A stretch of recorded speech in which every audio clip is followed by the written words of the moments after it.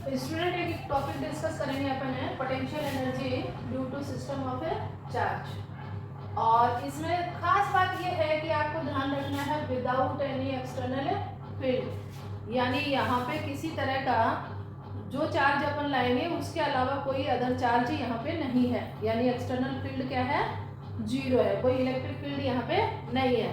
तो ये मैंने एक स्पेस लिया है, ठीक है, ये फ्रेम ऑफ रेफरेंस लिया है जहाँ पे अपन चार्ज को लाना चाह रहे हैं।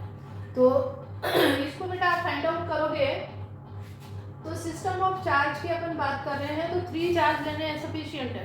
तो 3 चार्ज से आप ये डेरिवेशन कर दो, बहुत बार पूछा जाता है। इसकी 2 कंडीशन है, एक कंडीशन है without any external electric field और एक है इन एक्सटर्नल इलेक्ट्रिक फील्ड। तो ये फर्स्ट सिचुएशन अपन ले रहे हैं विदाउट एनी एक्सटर्नल फील्ड। तो अब मान लो इनफाइनाइट से मैं एक Q1 चार्ज को लेके आ रही हूँ और इस Q1 चार्ज को मैंने यहाँ पे डिस्प्लेस कर दिया। तो यहाँ पे डिस्प्लेस करने के लिए मुझे कितनी पोटेंशियल एनर्जी चाहिए? देखो पोटेंशियल एनर्जी का फॉर्मूला अपन ने फाइंड आउट किया था V = U/Q या W/Q as a work done निकाला था, ठीक है। तो यहाँ पे यदि अपन फर्स्ट पोटेंशियल एनर्जी निकालना चाहें तो ये क्या आएगी, V0 है तो ये क्या हो जाएगा, U10। यानी इस चार्ज को इस फ्रेम ऑफ रेफरेंस में रखने के लिए अपन को कोई भी एनर्जी की रिक्वायरमेंट नहीं है। क्यों नहीं है? क्योंकि यहाँ पे कोई एक्सटर्नल पोटेंशियल किसी भी चार्ज का नहीं है, ठीक है। तो ये अपने पास में आ गया और इसको मान लो अपन ने रख दिया R1 पोजीशन पे, ठीक है। अब अपन Q1 की जगह मान लो Q2 चार्ज को मैं लाना चाह रही हूँ।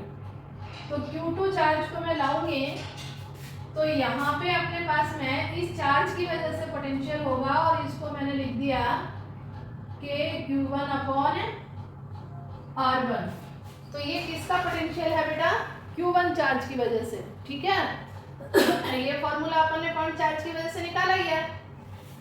अब अपन इस Q2 चार्ज को लाएंगे तो इस पोटेंशियल के अगेंस्ट इसको वर्क डन करना पड़ेगा और ये वर्क डन देखिए क्या आएगा, as a potential energy U2 मैंने लिया तो ये आ जाएगा Q2 × V1 और यहाँ पे मान लो आपने रखा तो इन दोनों के बीच की जो डिस्टेंस आएगी ये अपन लिख सकते हैं R12, distance between charge Q1 and Q2।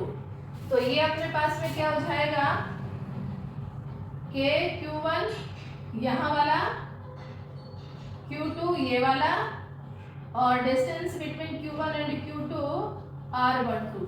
तो ये अपने पास में पोटेंशियल एनर्जी किसकी, सेकंड चार्ज की आ गई, ठीक है। अब मान लो अपन Q3 को ला रहे हैं तो इस Q2 का भी तो पोटेंशियल होगा बेटा। तो ये क्या हो जाएगा कि Q2/R2। अब यदि आप थर्ड चार्ज को लाओगे तो थर्ड चार्ज को 2 पोटेंशियल के अगेंस्ट वर्क करना पड़ेगा, एक V1 और दूसरा V2।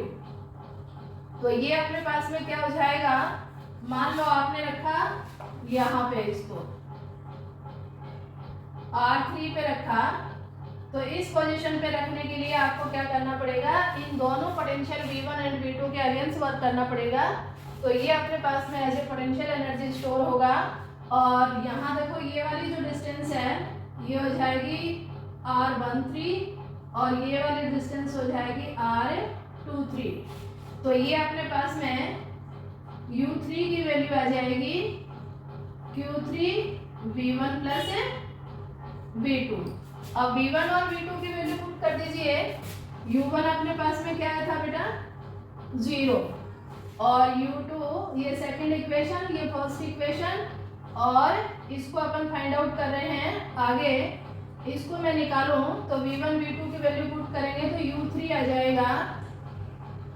देखो इसमें V1 है और Q3 से मल्टीप्लाई करेंगे तो ये हो जाएगा कि Q1 Q3 और इन दोनों के बीच की डिस्टेंस R13 फिर के और ये क्या हो जाएगा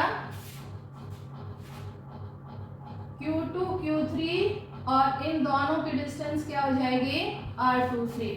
तो ये अपने पास में आ गई इक्वेशन नंबर 3।